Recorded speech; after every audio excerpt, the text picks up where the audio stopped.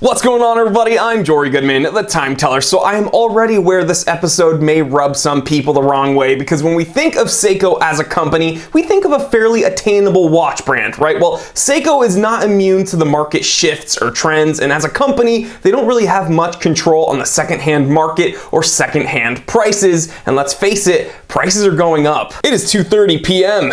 Let's get down to business.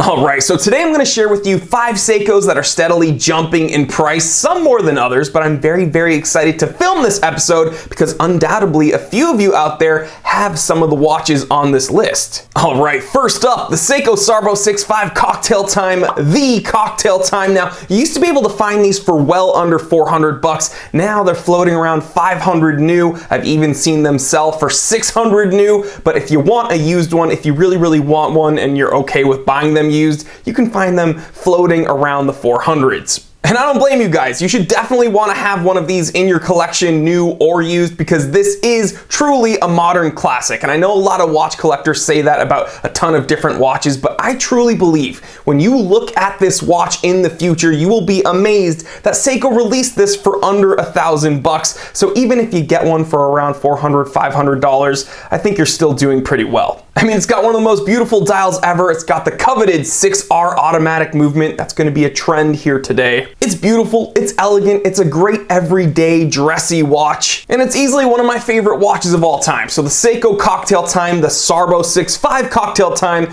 that is creeping up in price. Alright, next up, the Seiko Fieldmaster SBDC 035. Now, this watch had an MSRP right around $1,000, but fast forward a few years, you're going to be paying a few thousand if you can even find one. Because guys, when these first came out, you could find them listed around like 600, 700 bucks, you know, a bit lower than MSRP, but again, it's very difficult to even see these posted nowadays. Again, this watch has got the coveted 6R automatic movement. It's got a sapphire crystal. It's got a really unique compass bezel, and that bezel, just the bezel by itself, sells for $100 online. And another really unique feature of this watch is that it's one of the only Seiko Tunas to be released out of the box with a leather strap. So guys, we all know Tunas tend to be a little bit pricey anyway, but this is a really unique variant. I'd love to have one, but yeah, it's getting pricey. Okie dokie, so third on the list, the despicable, the disgusting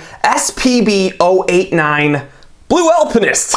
I'm wearing one. That's right, this Blue Alpinist initially released at $600. Between its sloppy launch and its limited numbers, it's made this watch loved by many and hated by many more. So I have some of the prices listed here in front of me. It's got buy it now prices listed as low as $990 and as high as $2,395. It's getting crazy. Now, I personally prefer the Starbro 17 Alpinist, the green dial Alpinist that a lot of you guys have out there, but if you wanted a blue dial, if maybe green wasn't your thing, you're gonna be paying a pretty penny. Now, I did a comparison of the green and the blue dial when I unboxed this baby, so if you haven't seen that episode, click here and watch it. But again, if you didn't like green and you wanted a blue dial Alpinist, there's one out there for you, but it's expensive. Alright, the next Seiko that is jumping in price is the Seiko Monster. Now, not all Seiko Monsters, okay? The second generation Seiko Monster was like a $200 watch. Never terribly expensive, but these third generation Seiko Monsters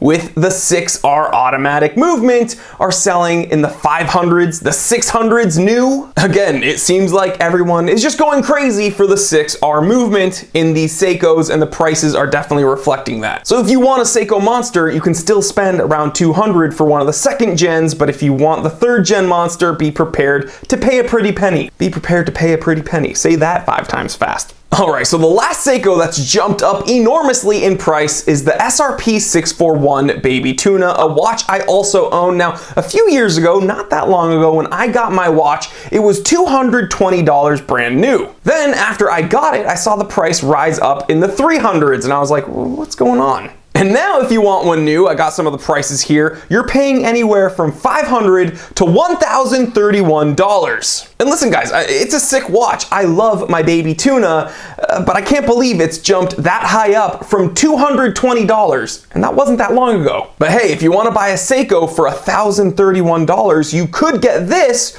or you could get a Blue Alpinist. Go ahead and hit the dislike button below. But there you have it guys, 5 Seikos that are steadily jumping up in price. Now I want to hear from you, how many of you guys have some of these watches on the list today, and what do you think about these prices? I'm sure the majority of comments in the comment section will be hating on this Blue Alpinist. I love this watch. I love the Green Alpinist a little bit more, a lot bit more to be honest. The Green Alpinist, that's what I think of when I think Seiko Alpinist. But again, I know a lot of you guys are huge Seiko Monster fans. What do you think about these 3rd generation Monsters jumping up in price that much? And if any of you have that Seiko Fieldmaster SBDC 035, please leave me a comment. I'd love to hear from you. What do you think about that watch? And as always guys, I hope this episode helped some of you guys out a little bit. If you're interested in helping me out and supporting this channel, because I know this channel is one of the best here on YouTube,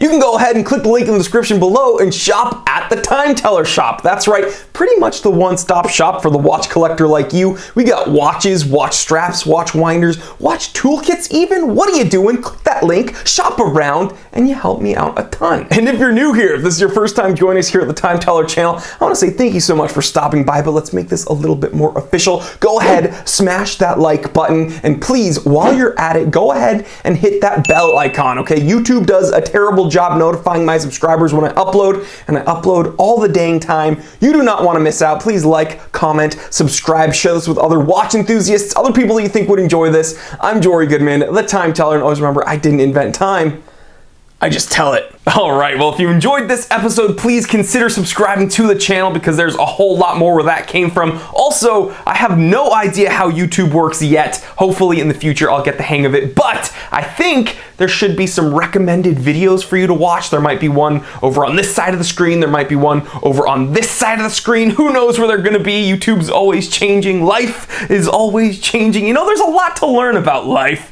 We'll save this for another episode. Anyway, click one of these videos, watch it, subscribe to the channel. I love you. This watch is awesome.